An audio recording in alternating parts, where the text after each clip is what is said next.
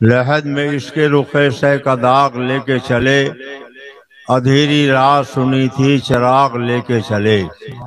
जना बनेगी मुहिब्बान चार यार के कब्र, जो अपने सीने में ये चार बाग लेके चले। कब्र में लहराएंगे ताहश चश्मे नूर के, जलवा फरमा होगी जब तलात रसूलुल्लाह की। शहरियारे इरम ताजदारे हरम नौबहारे सिफात, सबे असरा के दूल्हा मुस्तफ़ा जाने रहमत, जनाब मुहम्मदुर रसूलुल्लाह सल्लल्लाहु अलैहि वसल्लम की बारगाह बेकस पनाह में अक़ीदत व एहतराम से दुरूद सलाम की नजरें पेश करें। अल्लाहुम्मा सल्ली अला सय्यिदना व नबियना मौलाना मुहम्मद मादिल जूद वल करम व अला आलिहि व वसल्लम सलातन व सलामन अलैका या रसूलल्लाह। खबरदार वहशत ये बदमे नबी है, खबरदार वहशत ये बदमे नबी है, हुजूर इसके ऐबो हुनर देखते हैं। ये ईद मिलादुल नबी की पाकीज़ा बज़्म इस्लाह मुआशरा कॉन्फ्रेंस के नाम से मुनक़िद है। खेत में ये जलसा हो रहा है।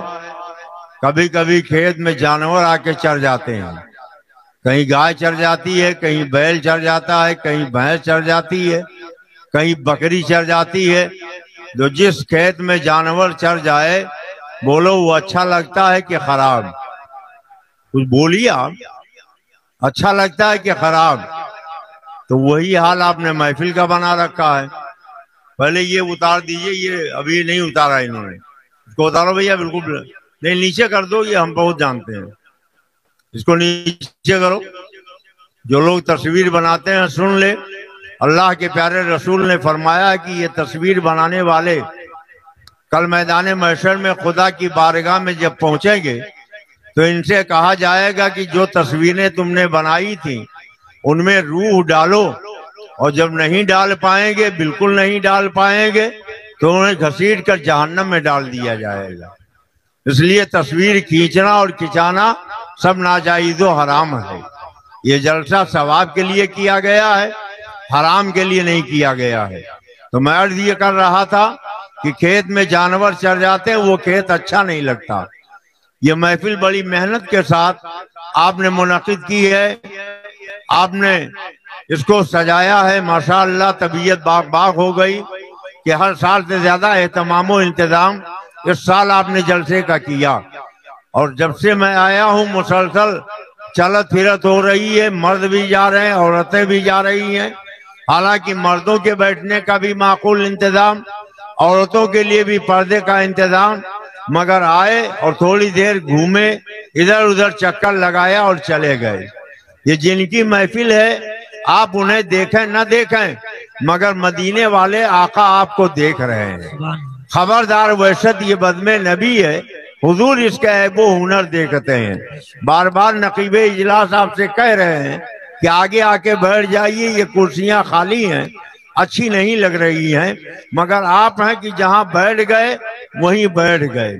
हम आपसे गुजारिश करेंगे कि पीछे वाले उठ के आ जाएं और आगे जो कुर्सियां खाली हैं वो आगे आके अपनी कुर्सियों पर जगह बना लें। ये जरार भाई वगैरह जो इधर बाएं बैठे हैं वो आ जाएं। लोग समझेंगे जलसा सुनने वाले नहीं हैं, बल्कि ये माइक वाले हैं, इसलिए वहां बैठे हुए हैं। आ जाओ भैया, आ जाओ, कोई चंदा उंदा नहीं होगा। आ जाओ, पीछे से उठ के आ जाओ, आ जाओ, उठ के आ जाओ। आगे जितनी कुर्सियां खाली हैं, बस वही नहीं कि एक कुर्सी आप छोड़ के बैठ जाइए, आगे आके बैठिए, ये कुर्सियां पुर कीजिए। इंशाअल्लाह आज का ये जलसा इनकलाब आफरी जलसा होगा। ये जलसा इंशाअल्लाह यादगार जलसा होगा। आज जमात अहले सुन्नत के एक जबरदस्त आलिम दीन हजरत अल्लामा मौलाना मोहम्मद फारूक साहब, जो हिंदुस्तान के अजीम दरसगाह दारुल अलीमिया जमदार शाही के उस्ताद हैं, वहां से तशरीफ लाए हैं। भागलपुर शहर से एक अच्छे शायर आए हैं। इंशाअल्लाह ताला आपको शायरों से भी सुनना है और आने वाले मेहमान खतीब से भी सुनना है। इसलिए हम आपसे गुजारिश करेंगे, आप एक एक लम्हे को गनीमत जान लो। आज कैसे नाजुक तरीन दौर से हम गुजर रहे हैं, ये आपको बताने की जरूरत नहीं है। वाइज़े कौम की वो पुख्ता ख्याली न रही, बरक़े तबई न रही, शोला मकाली न रही, फलसफा रह गया, तलकीन ग़ज़ाली न रही, रह गई रस्म आज़ा रूह बिलाली न रही, मस्जिद मरसिया खाहें की नमाजी न रहे, यानी वो साहिब औसाफ़े हिजाजी न रहे, सो रहे हो गए दुनिया से मुसलमान नाबूद। हम ये कहते हैं कि थे भी कहीं मुस्लिम मौजूद, वज़ा में तुम हो नसारा तो तमद्दुन में हुनूद। ये मुसलमान है जिन्हें देख के शर्माए यहूद। तुम तो सैयद भी हो, मिर्जा भी हो, अफगान भी हो, तुम सभी कुछ हो, बताओ कि मुसलमान भी हो। मुसलमानों की तो शान ये थी कि आ गया है लड़ाई में अगर वक्त नमाज, किबला रूहों के जमी बोझ हुई कौम हिजाज, एक ही सब में खड़े हो गए महमूद आयात। कोई बंदा रहा और न कोई बंदा नवाज, बंदो साहिब मुहताज गनी एक हुए, रब के दरबार में पहुंचे तो सभी नेक हुए। जब मैं कहता हूँ कि या अल्लाह मेरा हाल देख, हुक्म होता है कि अपना नाम है अमाल देख। इसलिए हम आपसे गुजारिश करते हैं, जाग जाए मुसलमान सवेरा हुआ, दूर सारे जहां से अंधेरा हुआ, सर कटा दे जो वक्त आए इस्लाम पर, दीन की राह में कुर्बानियां पेश कर। इब्तिदा है मुहर्रम तेरे साल की, इंतहाई ईद कुर्बान पर हो गई। जाग जाए मुसलमान सवेरा हुआ, दूर सारे जहां से अंधेरा हुआ। अभी बात बनी नहीं, कई कुर्सियां सामने खाली पड़ी है। आ जाओ भैया, पीछे वाले उठ के आ जाओ, आ जाओ सब आ जाओ। बड़ी मेहनतों के बाद जलसा मुनाकिद होता है। 3 साल से मैं बीमार हूँ, हार्ट का भी ऑपरेशन हुआ, लीवर का भी ऑपरेशन हुआ। डॉक्टरों ने मना कर दिया कि तकरीर बंद करो, मगर फिर भी आप लोगों ने मोहब्बत से याद किया, तो इस गांव से हमारा बड़ा गहरा ताल्लुक है। हुजूर मुजाहिदे दौरा जब तशरीफ लाते थे तो उनके साथ में भी कई मर्तबा इस जलसे में आने की सआदत मिली। उनके शहजादे हजरत सैयद जफर मसूद साहब क़िबला के साथ में भी कई मर्तबा आना हुआ। अफसोस इसका है कि आज की चौचा शरीफ की सरजमीन से कोई ना मिल सके या आप बुला ना सके। आप नामे नेके रफ्तगा जाए मकुन तब अमानत नामे नेकत बरकरार।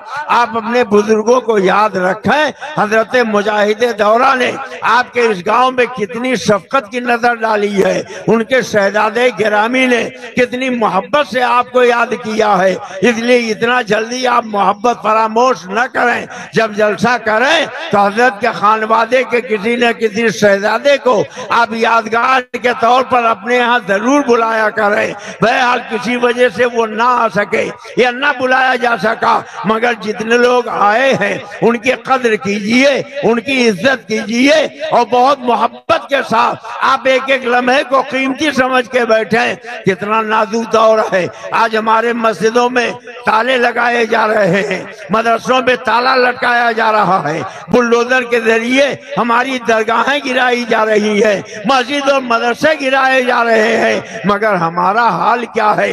वही ढाक के 3 पात जो पहले थे वही अब भी है। न हमारी सूरत इस्लामी हो रही है, न हमारी सीरत इस्लामी हो रही है, न हमारा किरदार इस्लामी हो रहा है, न हमारी रफ्तार इस्लामी हो रही है। न समझोगे तो मिट जाओगे हिंदी मुसलमानों, न समझोगे तो मिट जाओगे हिंदी मुसलमानों। तुम्हारी दास्तान तक भी न होगी दास्तानों में। तुम्हें काली घटा का भी नहीं पहचानना आता, तुम्हें काली घटा का भी नहीं पहचानना आता।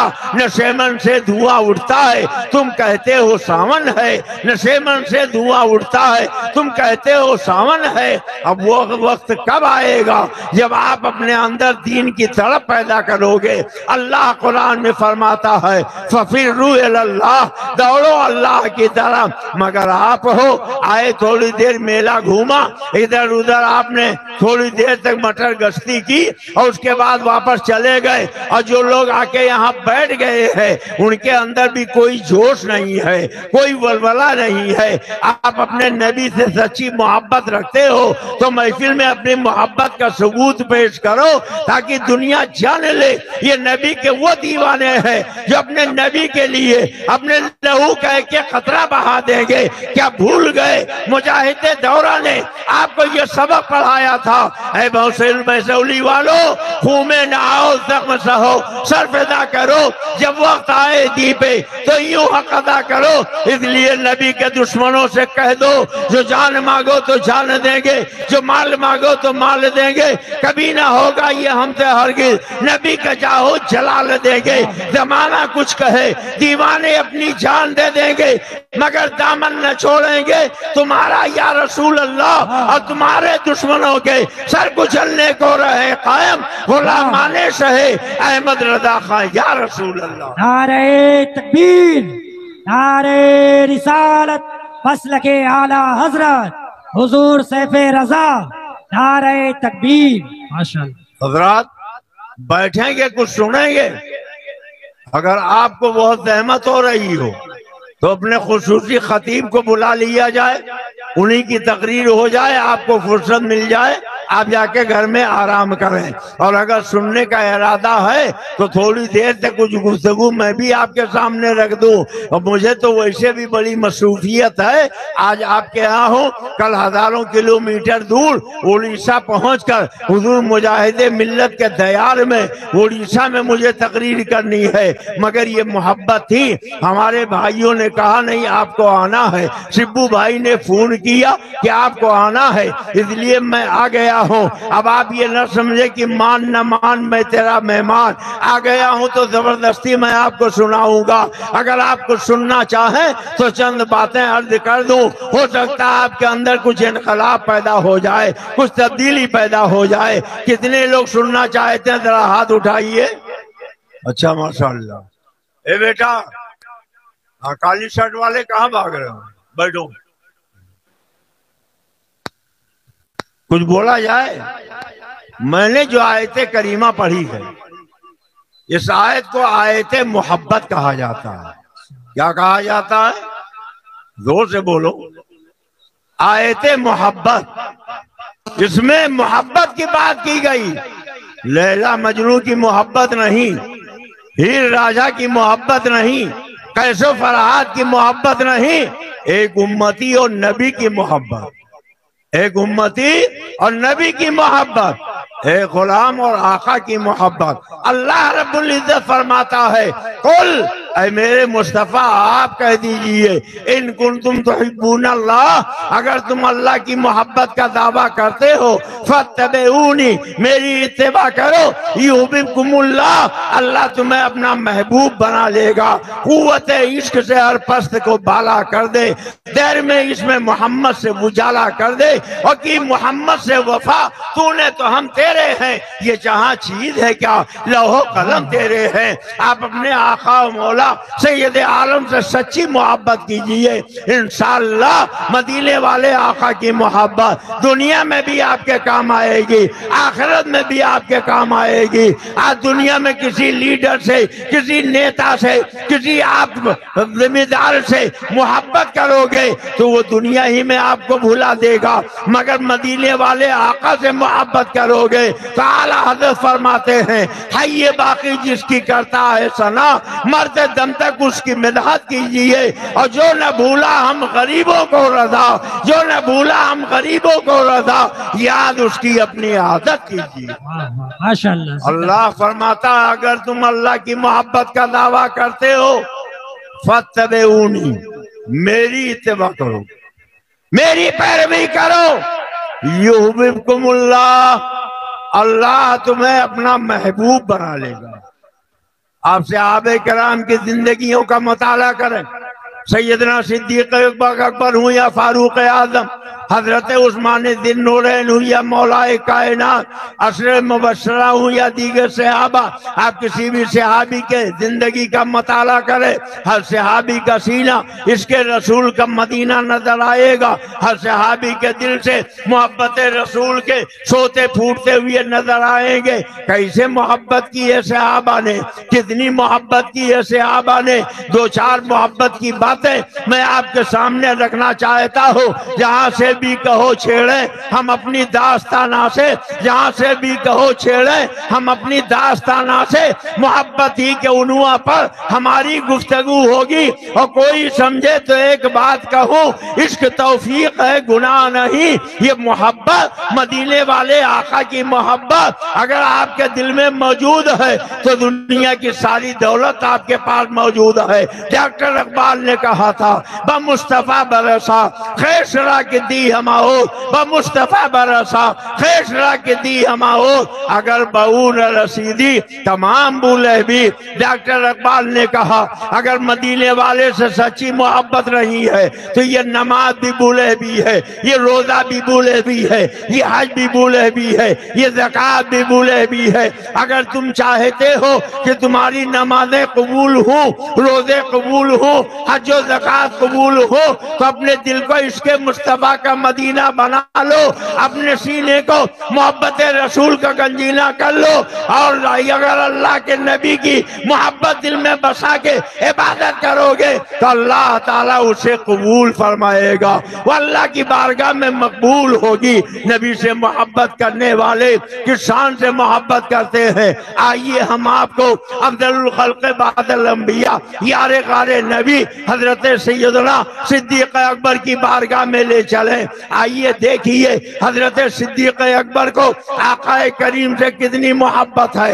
हक़ व बातिल की पहली लड़ाई, इस्लाम और कुफ्र का पहला मारका, नूर और जुल्मत की पहली जंग बद्र के मैदान में लड़ी गई। और जब लड़ाई खत्म हुई तो हजरत सिद्दीक़ अकबर के बेटे जिनका नाम अब्दुर्रहमान था, जो अभी तक ईमान नहीं लाए थे, बारगाह सिद्दीकी में पहुंचे। कहने लगे, अब्बू जान लड़ाई में एक ऐसा वक्त आ गया था कि आप मेरी तलवार के जद में आ गए थे। अगर मैं चाहता तो अपनी तलवार को थोड़ी सी जुम्बश देता, आपकी गर्दन कलम हो जाती, आपका सर तन से जुदा हो जाता, मगर चूंकि आप मेरे बाप थे इसलिए मैंने सरफे नजर कर लिया, आपके ऊपर तलवार नहीं चलाई। हजरत सिद्दीक़ अकबर ने सुना तो जज्बे इश्क ने अंगड़ाई ली, मोहब्बत रसूल ने तेवर बदला, ईमान ने डूबी हुई आवाज़ सिद्दीकी उभरी। उन्होंने फरमाया, अब्दुर्रहमान ये तेरा कुफ्र था जिसने जज्बे मुबारज़त को सर्द कर दिया।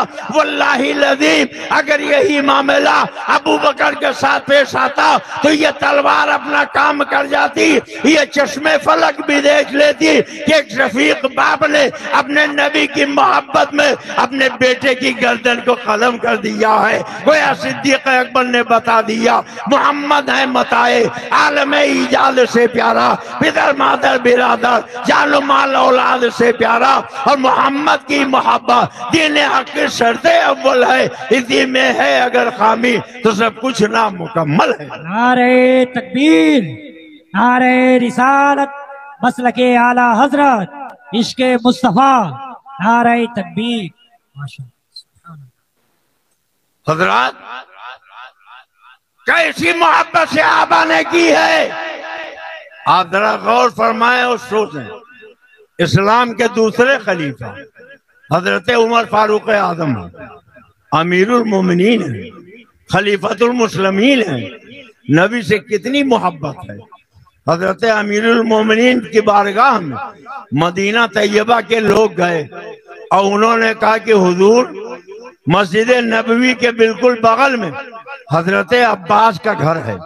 उन्होंने अपने छत में एक परनाला लगाया, बारिश बंद होने के बाद भी बहुत देर तक परनाले से पानी टपकता रहता है। हुजूर नमाजियों को दिक्कत होती है, उनके कपड़े गीले हो जाते हैं, कभी कभी मैले भी हो जाते हैं। इसलिए नमाजियों की परेशानी को मद्देनजर रखते हुए आप उस परनाले को वहां से हटवा दें। हजरत सैयदना उमर फारूक आजम रज़ी अल्लाह ताला अन्हु गए और अपने दस्ते मुबारक से उनके मकान का परनाला हटा दिया। और जब परनाला हटा दिया तो हजरत अब्बास जो उस मकान के मालिक थे मदीना के काजी उल क़ज़ात के पास पहुंचे और काजी साहब के बारगाह में उन्होंने शिकायत दर्ज की कि अमीरुल मोमिनीन खलीफतुल मुस्लिमीन हजरत उमर ने मेरी इजाजत के बगैर मेरी अदम मौजूदगी में अपने घर मेरे घर के परनाले को हटा दिया है। मैं चाहता हूँ मुझ पर मेरे साथ इंसाफ किया जाए। मदीना के काजी ने हजरत उमर फारूक आजम को बुलाया। हजरत उमर अमीरुल मोमिनीन थे, खलीफतुल मुस्लिमीन थे। काजी मदीना के दरबार में आ गए। काजी साहब आपने मुझको कैसे याद किया? काजी साहब ने कहा ये रसूलुल्लाह के चचा हजरत अब्बास हैं, ये बता रहे हैं मस्जिद नबवी के बराबर में इनका घर है। उस घर में एक परनाला लगा हुआ था, उस परनाले को आपने इनकी इजाजत के बगैर इनकी अदम मौजूदगी में हटा दिया है। आप बताइए आपने ऐसा क्यों किया? हजरत उमर ने फरमाया मदीने के लोगों ने मुझसे शिकायत की थी, बारिश बंद हो जाती है, परनाले का पानी कई घंटे तक गिरता रहता है, हमारे कपड़े भी मैले हो जाते हैं, नमाज में दुश्वारी पैदा होती है। मैंने जब ये सुना तो मैंने उस परनाले को हटा दिया। मदीना तैयबा के काजी ने हजरत अब्बास की तरफ देखा, उन्हें एहसास हुआ कि हजरत अब्बास कुछ कहना चाहते हैं। काजी मदीना ने कहा बताइए आप क्या कहना चाहते हैं? उन्होंने कहा काजी साहब मेरे पास मकान नहीं था, मैंने अपने भतीजे मोहम्मदुर रसूलुल्लाह से कहा कि मेरे पास कोई घर नहीं है, आप मेरे घर का इंतजाम कर दें। सरकार ने मुझसे फरमाया चाचा आप यहाँ अपना मकान बना लो, जिस जगह को मेरे आका ने मेरे लिए मुंतखब किया था वहाँ मैंने मकान बना लिया। और जब मकान बन के तैयार हो गया तो मैंने सरकार से कहा अब बताइए परनाला किधर लगाऊं? तो जिस परनाले को अमीरुल मोमिनीन ने उखाड़ा है अल्लाह के रसूल ने फरमाया ये परनाला लो, मैं कंधे पर मेरे कंधे पे सवार हो जाओ और छत में नस्ब कर दो। हजरत अब्बास कहते हैं मेरे भतीजे सैयद आलम सल्लल्लाहु अलैहि वसल्लम ने मेरे मकान की दीवार से दोनों हाथ को टेक लगाया और मेरे कंधे पर अपने कंधे पर मुझको सवार कराया और फरमाया कि अब इस परनाले को यहाँ से उखाड़ दो, मैं लगा दो। मैंने वो परनाला रसूलुल्लाह के कंधे पे सवार होके नबी के हुक्म पर वहाँ लगा दिया था जिसे इन्होंने उखाड़ दिया है। और जब हजरत उमर की तरफ काजी ने देखा तो उनकी आंख से आंसू बह रहे थे। काजी मदीना ने कहा हे हजरत अब्बास आपके पास कोई गवाह है? तो उन्होंने कहा एक नहीं, मदीने के कई लोग गवाह हैं जिनके सामने मैंने ये परनाला लगाया था। आप इजाजत दीजिए मैं मदीने के गवाहों को बुला लाऊं। हजरत उमर ने फरमाया चाचा आपको किसी को बुलाने की जरूरत नहीं है। परनाला हाथ में लिया, कहा चलिए जहाँ परनाला लगा था मुझको ले चलिए। हजरत अब्बास लेकर गए। हजरत उमर ने फरमाया कि जैसे सरकार ने आपकी दीवार से दोनों हाथ को टेक लगाया था कंधे पे सवार होके और आपने परनाला लगाया था, अब उमर ने आपकी दीवार से दोनों हाथ को टेक दिया है। उमर के कंधे पे सवार हो जाइए, इस परनाले को वही लगा दीजिए। हजरत अब्बास ने परनाला लगा दिया। परनाला लगाने के बाद जब नीचे उतरे तो काजी मदीना से कहा कि मुझे इंसाफ मिल गया है, मेरा परनाला जहाँ लगा था वहाँ लग गया है। ऐ अमीरुल मोमिनीन आप भी गवाह रहिए, ऐ काजी मदीना आप भी गवाह रहिए।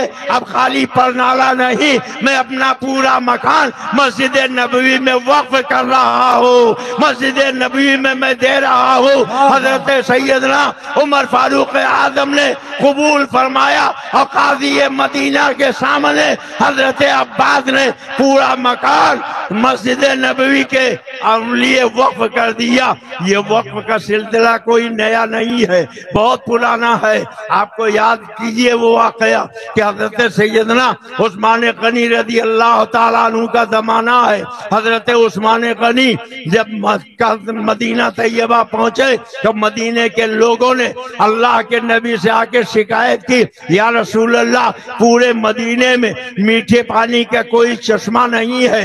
एक चश्मा है, वो एक यहूदी की मिल्कियत में है, वो पानी बहुत महंगे कीमत में देता है, हमें बहुत परेशानी उठाना पड़ती है। अल्लाह के रसूल ने फरमाया, कोई है जो उस चश्मे को खरीद के खुदा के राह में वक्फ कर दे। हजरत उस्मान गनी उठे, मस्जिद नबी से बाहर निकले, यहूदी के घर गए और उस यहूदी से कहा, मियाँ तुम अपना कुआं बेच दो। यहूदी ने कहा, ये कुआं हमारा जरिए माश है, मैं अगर बेच दूंगा तो मेरे घर का खर्च कैसे चलेगा, का मुंह मांगी कीमत दूंगा। अगर पूरा कुआं नहीं दे सकते तो आधा कुआं बेच दो।